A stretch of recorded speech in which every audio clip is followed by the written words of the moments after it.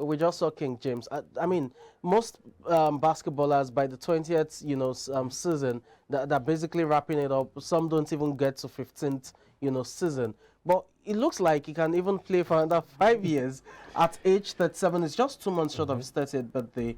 With the efforts we saw, early this morning, you think LeBron James still has it and can still dominate the game? Of course, he still has it. I think you see the kind of passion, the kind of strength he's using to play at that kind of age. You look at that age and you be like, he should have declined a lot. Yeah. But you still see him playing with this so much strength in him. So I think he still has probably, let's say, 3, 4, 5 years to go. Okay. So talking about the game itself, let's look at the contribution of Anthony Davis as well. Yes, the Lakers fell short, but you can't rely on the fact that LeBron James and Anthony Davis, combined once again. And you think if the Lakers are healthy this season, they can make a decent run into the playoffs? Of course, yes. I think they would.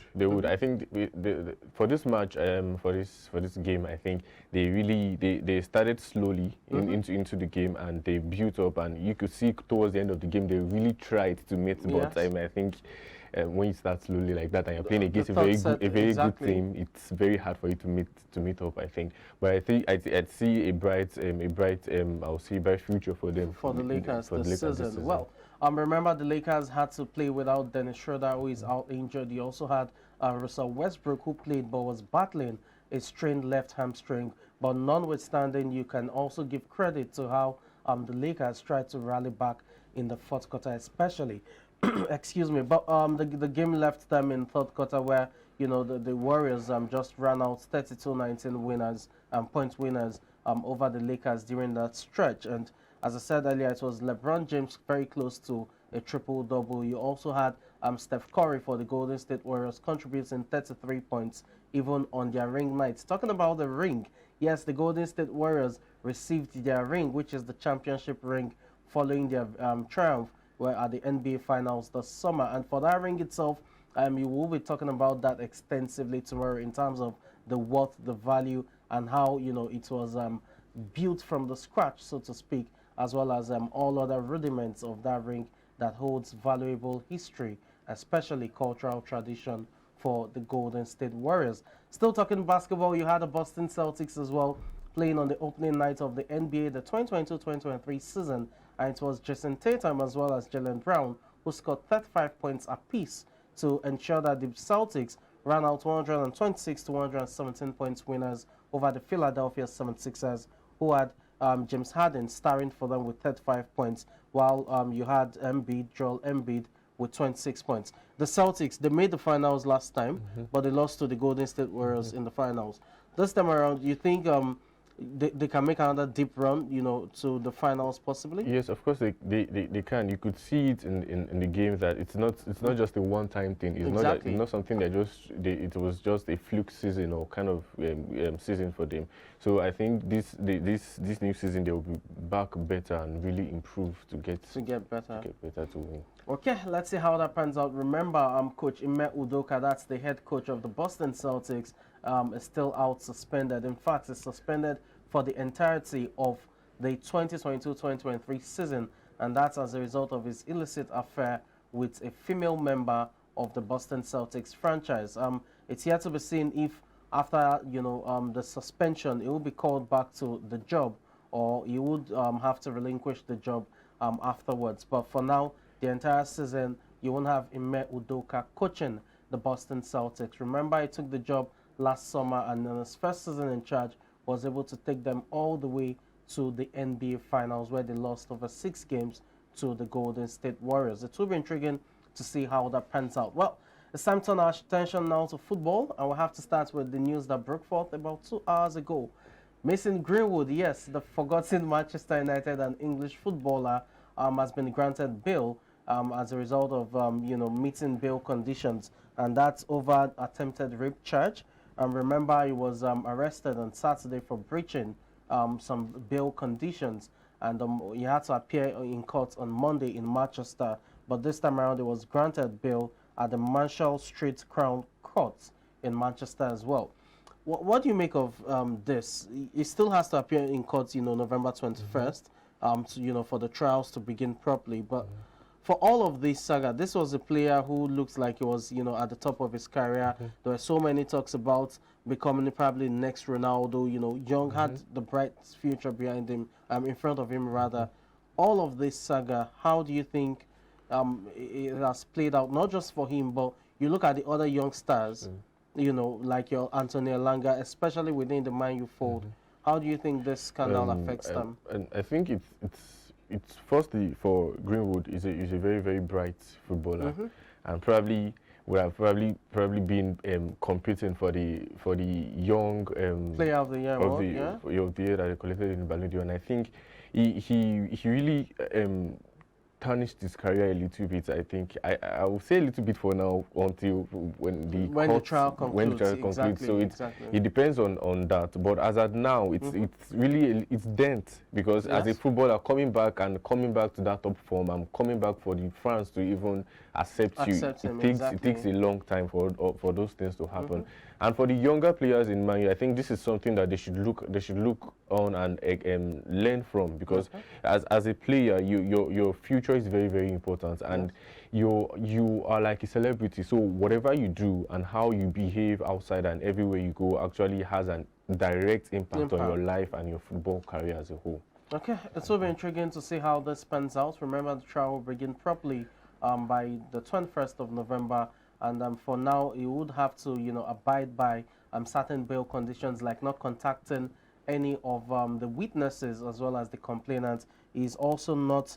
He's also required to reside in at an address rather in Bolden, where you have the Bow Green Road. So it will be interesting to see how this pans out later on. Well, it's time to turn our attention now to on-field action, and that's about the Premier League matches that will be taking place today.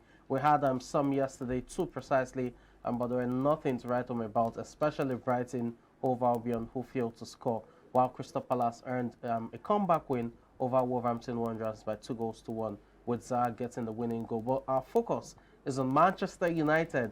It's the big one today, and it's Manchester United against Tottenham Hotspur at Old Trafford. Quick one. What are you expecting? Because this is really, a huge clash. United seem to have turned the corner around, and they seem to be on the ascendancy. You still have, a Conte tutored side who have lost just once in this league this season, and looks like that top 4 push is, the target for now. So, what do you make of both sides going into this clash at Old Trafford? Well, I think first I would say kudos to Tottenham, to Conte, for actually really he has really brought those players up, and I think he has changed their mentality a little bit. Because I think the way they play, they don't really play strongly as a very dangerous team as you should see. Sorry, but they always try to make sure they have their 3 points. And that is that's probably grind out the result. Grind out the result whichever way. I think that's what they have been able to do at their last 3-4 games. And looking at Man U have not been they have really improved, but they are still having problems scoring goals. We could see that against Newcastle. They have a lot of chances, but they could not convert them to goals.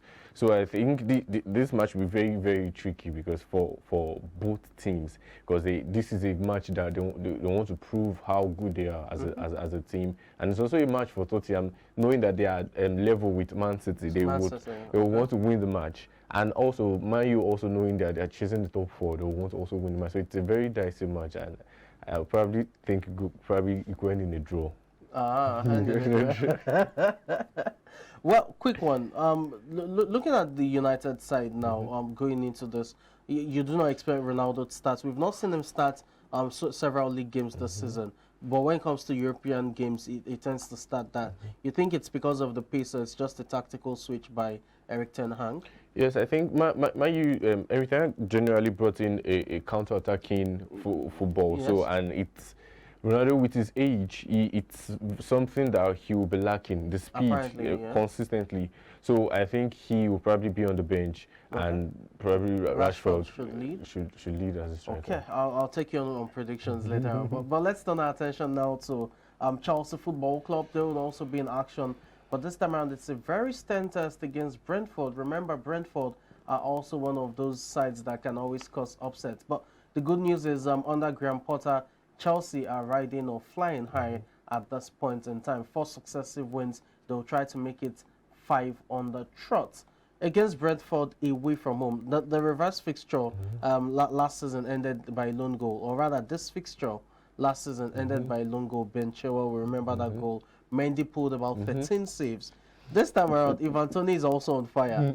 Are you expecting, it to go the way it went last season in terms of being a very difficult match for Chelsea, or you think it's just going to be another stroll in the park? Of course not. This is the Premier League. I think this kind of games are games that are always very, very. It's a strength test for Chelsea, and we'll see how they can be able to overcome it. These are kind of games that matter in your quest for the top 4 or for the league.